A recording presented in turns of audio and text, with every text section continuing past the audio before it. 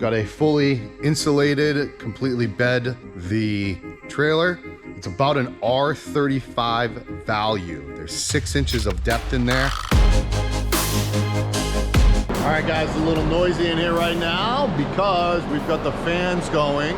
Today we are doing spray foam insulation on the trailer bed.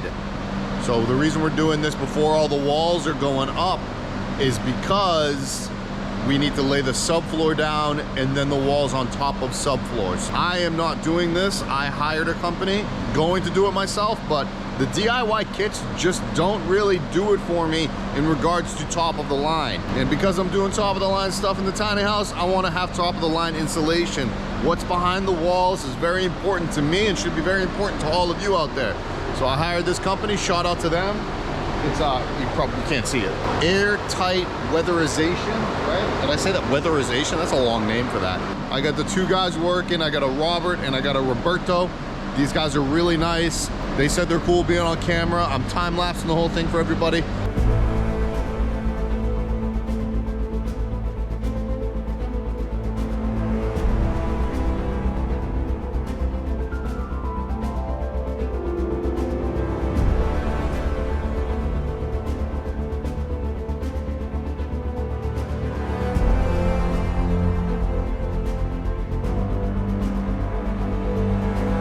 At the end of the day now, these guys came this morning. I let a few hours pass by.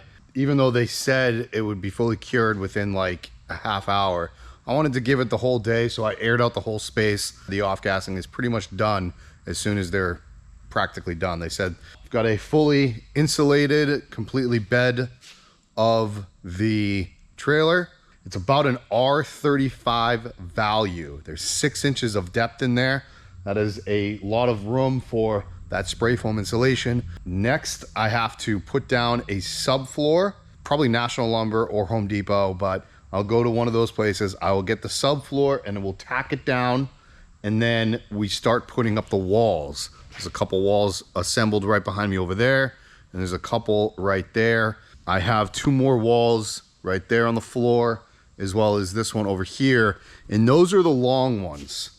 So the 2 ends are done, and then there's a short one here and a short one there, and those are all done. The big ones we have to do, or I still have to do. Lift up each wall on top of the subfloor and bolt them down, and that's going to be a process in itself. But I went with this company for a few different reasons. One, they were like one of the only people to actually get back to me. They were a really good quote. I'm gonna be open with you guys what it cost.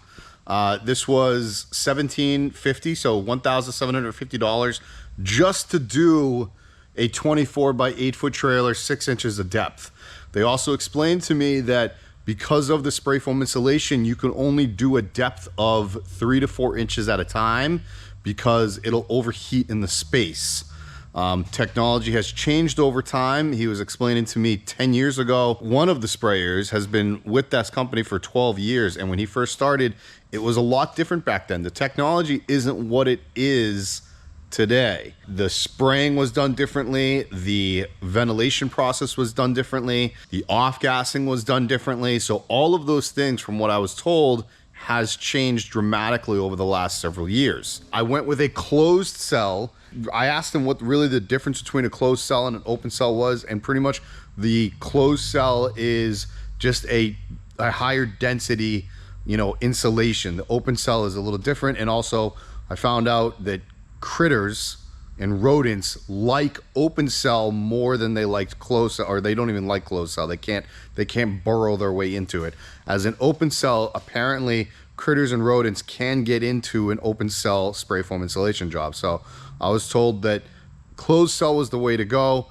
I was also told that it helps the structural integrity of the structure itself. Or I was going to be considering, and I still kind of am, using wool insulation as my filler for all of my walls and my ceiling.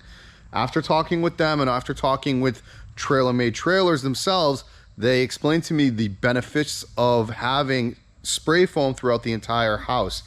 And the owner of Trailer Made Trailers, Damon, was also explaining to me that how their steel frame is done, it's better to do a spray foam insulation job because of that structural integrity job. So when the frame is up and when the zip sheathing is on the side and then the spray, this thing is going to be very, very rigid. In regards to the off-gassing, because I know I'm going to get some hate for it, I know people are going to say, oh, the off-gassing this, the off-gassing that.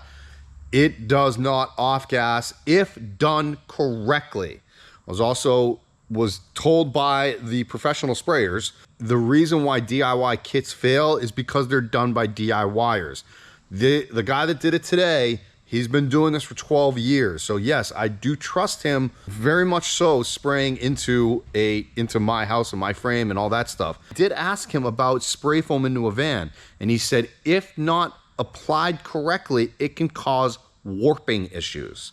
And that's what I've always preached about in the past, where if you're gonna do a spray foam job, make sure you hire somebody to do it because of the warping issues. And I knew it was a technique thing, but I wanted to make sure that that was the case. So that is apparently the case. I would rather spend the money, I don't trust myself, and do it that way. Now, I'm gonna give you guys just a little bit of a teaser. What's in the box? What's in the box? So, my batteries. This is one of two, okay? This is the ReLion RB 48 volt 300 amp hour. Now, you guys are like 300 amp hour, Jared, that's not that much for a tiny house. Well, I got two of them, A. And B, it's a 48 volt system. 48 volt is a different voltage than 12 volt, which is what we all kind of use in our vans or our buses or anything like that. So 300 amp hour at 48 volt is actually 1200 amp hours at 12 volt. When you start getting into bigger numbers like this, they actually use watt hour or kilowatt hour. So that is 15 kilowatt hours per battery. I got two of them. Each one is 15,000 watt hours. So together it's going to be 30,000 watt hours. That is a massive power system. I challenge anybody that has done a tiny house, especially DIY, because I still technically say that I'm a DIYer. I challenge anybody that has had that much power in any small space. I told you I was going off grid. I'm going off grid.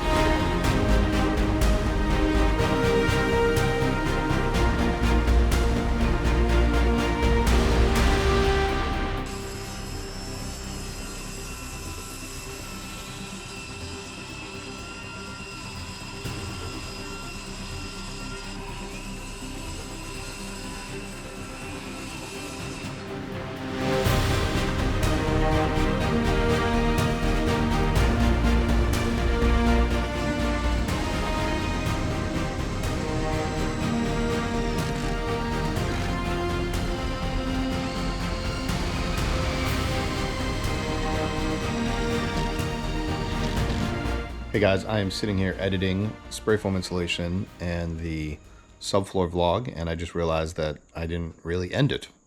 Mostly because I've been doing so much filming and so much other stuff. It's just in building a tiny house. Obviously my dad is helping me, but a lot of it is a lot that's happening. A building mode, as well as, you know, keeping content going with creating whatever video is next, or tour video. It can be a lot. So I'm a one-man wrecking crew, like I've talked about in the past. It's been a little difficult to keep up with filming, but not to worry, we're gonna get there. I will have a routine in no time. So anyways, the spray foam, I talked a lot about it. I used the closed cell spray foam, which is great. It's actually hard like concrete. I talked to that company. They are gonna come back out and they are going to do my walls and my ceiling when that is ready to be done, but I have to do all the rough wiring and the sheathing, the outside sheathing. So I have a lot to do before I even get to that stage. However, when they do come out the next time, the manager of the company said that he is happy to do an interview and kind of go into more in-depth of spray foam installation versus other installations that you may want to use for your tiny house. With the subfloor, I use an Advantech. Advantech is probably one of the best, if not the best, type of subfloor that you could use. It was a tongue and groove or TNG. Power drilled those, the self-drilling, they're pretty burly screws into the frame. Advantech, that subfloor actually has markings of where to actually screw. They make it really, really easy.